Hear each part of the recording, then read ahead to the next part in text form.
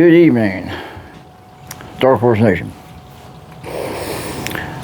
I hope you guys are having a great start to your week. It is a beautiful, beautiful March 9th here today. And the weather is just crazy. It's 83 degrees right now. Trees are in bloom. The birds are chirping. And man, I'll tell you what, it is awesome. I've been waiting for this for a while. But anyway, guys, just wanted to share some thoughts. Yeah, everything that's going on in the world right now is just crazy. And the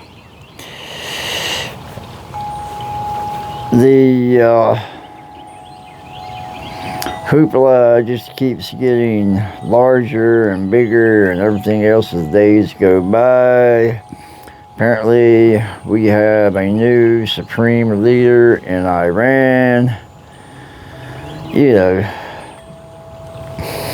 which in the grand scheme of things probably does not matter. He better have a 24-hour security detail, you know. But my thing is, you know, I am a realist. And I do believe in the greater good. I do believe that the majority of people are good people and have good intentions. But when you look and see what is going on in the world, it makes you think that, you know, there's other things going on, there's other forces involved.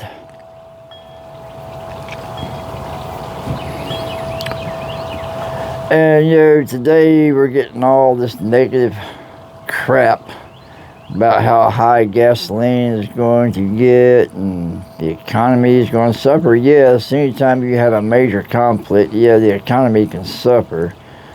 You know, yeah, I've seen things on social media. You can't believe half of the crap you see on social media. Yeah, some place in the U.S. charges $7 to $9 a gallon for gasoline. Guys, come on now. If that's the case, then every state needs to declare a state of emergency and impose a restriction so there is no price gouging with these thieves that will steal your hard-earned money. And that's all it is. They're being greedy, they're thieves, and those people should be run out of America, period.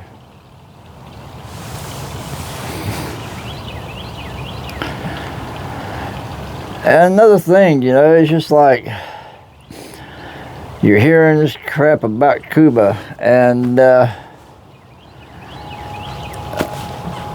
they have no relevance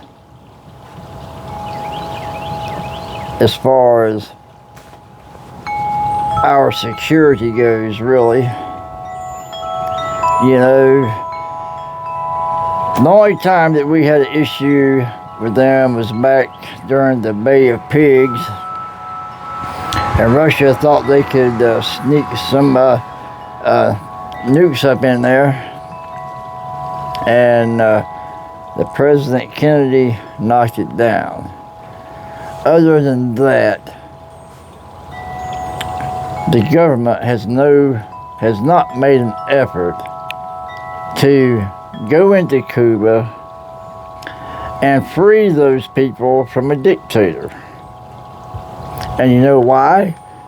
Because that tiny little island had nothing that the United States wanted or needed. Nothing. I mean, think about it. You could take the military in there and in 2 hours decimate the entire island. Decimate it. So security is not the issue. It's just because they have nothing we want. So, my thought process is for those people there, don't depend on a government to free you. The people of Cuba, if they want freedom, then stand up to your dictators and do what you need to do. Iran, that's a different ball game, guys. And you have to realize, yes, there's people over there that want freedom. They would like to be free like America. But as long as you have hardliners and you have citizens who are willing to stand up and fight for their religious beliefs, guys, that is a different animal entirely.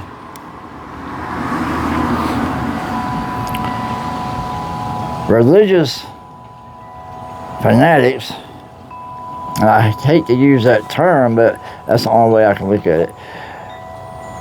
They will fight until the last person standing. That includes men and includes women also. They totally believe in the supreme leader.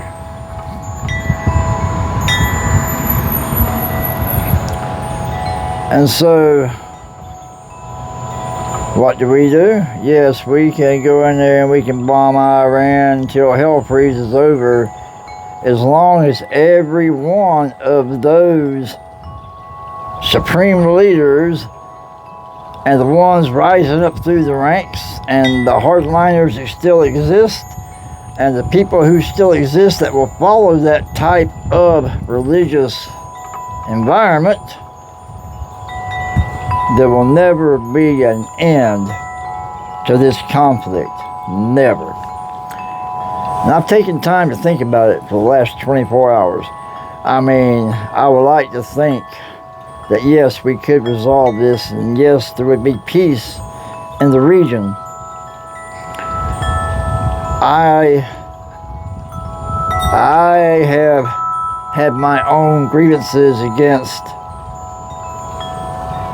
that Islamic State since the Marine bombing, the barracks bombing in 1983, guys. And I have never been able to forgive that, and probably never will. So, if you think about what's going on, though, and why we're in this war, I'm thinking, okay, were we doing it for humanitarian reasons? Were we willing to sacrifice everything that we have here in America to give the Iranian people freedom at all cost? And I'm starting to think, who has the most to lose, guys? It's not the Iranian people. It's not Americans. It boils down to conglomerates and business industries who have the most to lose. Yeah, we pay the price for their greed. And we always will. It has been that since the beginning of time. The powerful will remain powerful. So when I start hearing that gas is going to skyrocket, and I'm thinking, why? Yes, I expect the blends to go up in the summertime because of refinery issues, and it's a different blend. Yeah, supposedly it costs more money. But my thing is, guys, you know who produces the most crude oil on the planet? That would be the United States of America. followed by Saudi Arabia. America produces roughly between 20 million barrels per day. Saudi Arabia 10 to 11 million barrels per day. Russia 10 to 11 million barrels per day. So the prices have skyrocketed right now to $100 per barrel, maybe a little bit over by the time I'm making this video. Multiply that. World consumption is like 10 billion per day.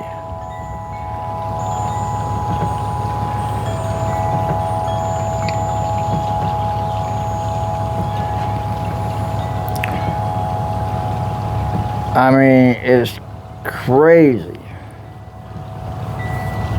the amount of oil that's being used.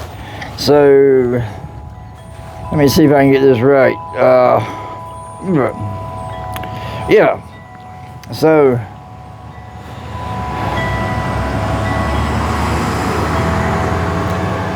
yeah, it says the U.S. leads globally, you know.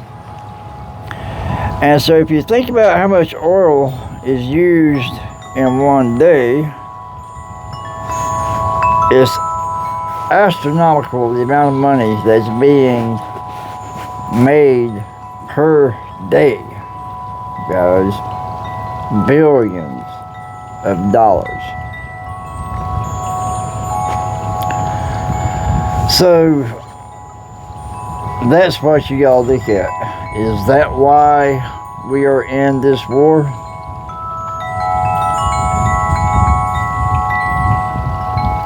I mean, it's astronomical. You know, so if you look at how much let's see, how much the world uses, and that's easy to find out.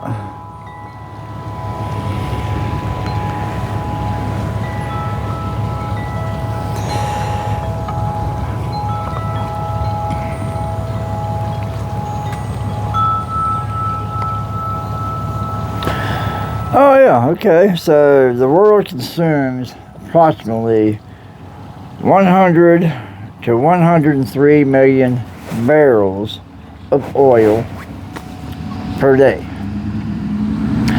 Multiply that times $100 per barrel, and that's where you get that $10 billion per day profit. That's what they're making. Yes, you have to exclude costs for refineries, transportation, and everything else, but guys, that is a hell of a lot of damn money worldwide. And you gotta ask yourself, who stands to lose the most? Who's producing the most oil? Yeah. And it comes down to control of that shipping lane, guys. I mean, they're providing 20% of the world's oil production, you know. And if you think about it, it's not that much in the grand scheme of things. I mean, you have countries who depend on the Middle East because of cheaper prices. It's cheaper, you know, to transport it than it is to drill in your own backyard and refine it. I get that, understand that, but that is an issue we should have addressed from the 1970s on.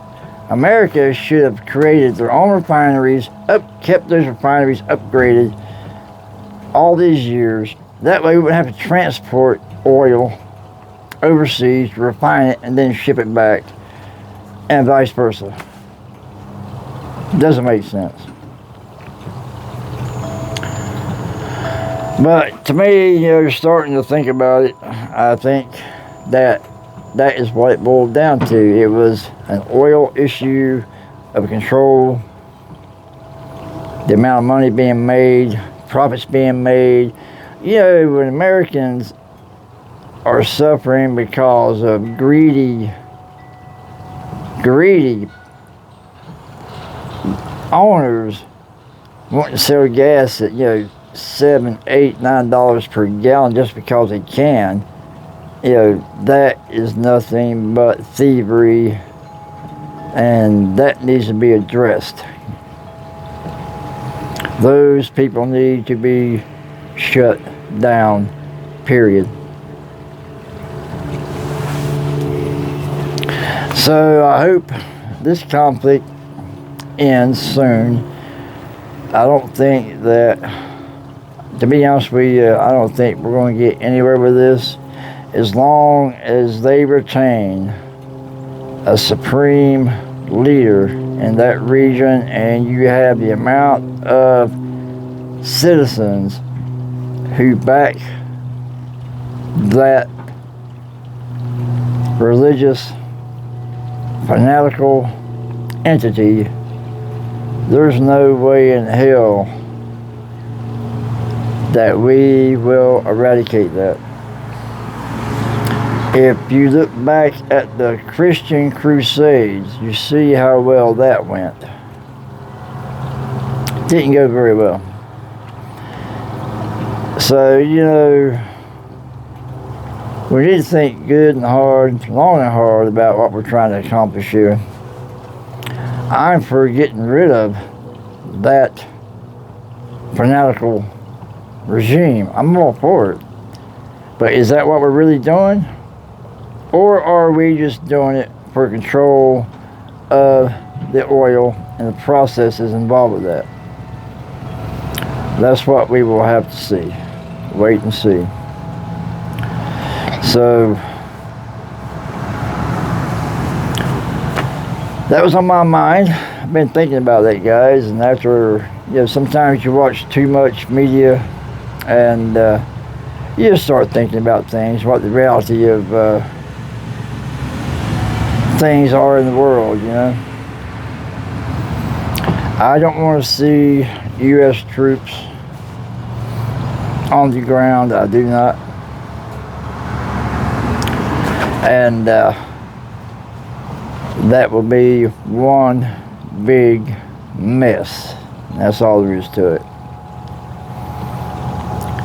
We spent 20 years between Afghanistan, Iraq. Guys, we can produce all kinds of ammunition. It will never stop,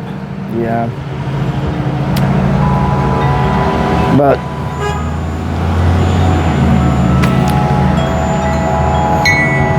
what will the end result be? Alright, guys, with that, I'm going to get over here. Someone decided to mow the lawn.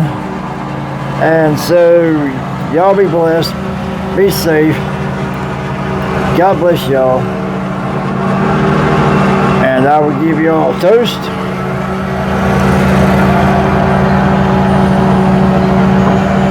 Damn, what we say, Dark Horse Nation. Damn, it's good. Please like, subscribe, share. It's free, guys. Don't cost nothing. Unlike gasoline. Y'all take care. And I'll see you soon.